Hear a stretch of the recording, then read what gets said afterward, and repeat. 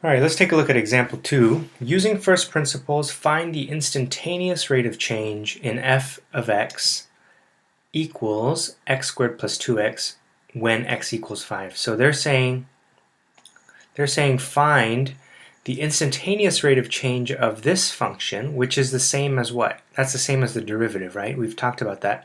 The derivative is the same as the instantaneous rate of change, which is the same as the slope of the tangent line. Those values will all be the same. They just have different meanings for different contexts. Okay, so basically what's the derivative of f of x equals x squared plus 2x when the value of x is 5? So really what they're asking for is what's f prime of 5? Okay, and they said use first principle, so we have to use our definition, the limit as h approaches 0 of this expression here.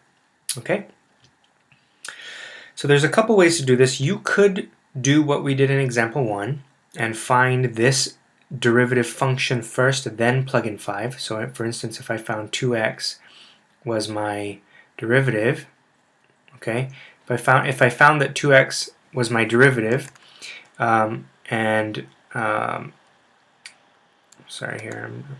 I found that 2x was my derivative, okay, if f prime of x was 2x, for instance, that's not necessarily the case here, but if that was true, then I could plug in 5 into here. So if you want to do it that way, you can. I'm going to show you a different way, which is to just plug in 5 into here. Okay, plug in 5 into here and here, and then solve the limit. All right.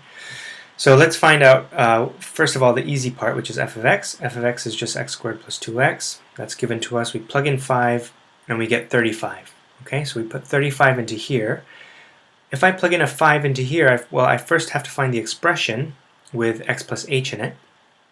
This is my expression because I have x plus h squared, that's this part here, plus 2 times x plus h. All right, then I plug in my 5. I get 5 plus h squared plus 2 times 5 plus h, and I end up, if I FOIL it out, I get 25 plus 2 times 5h plus h squared, and if I distribute over here I get 10 plus 2h. And simplify that and I get this expression. Okay, now plug this back into here. Okay, so I plug that into here and plug this 35, which is f of 5, back into the second part. Divide everything by h, and now I can solve the limit.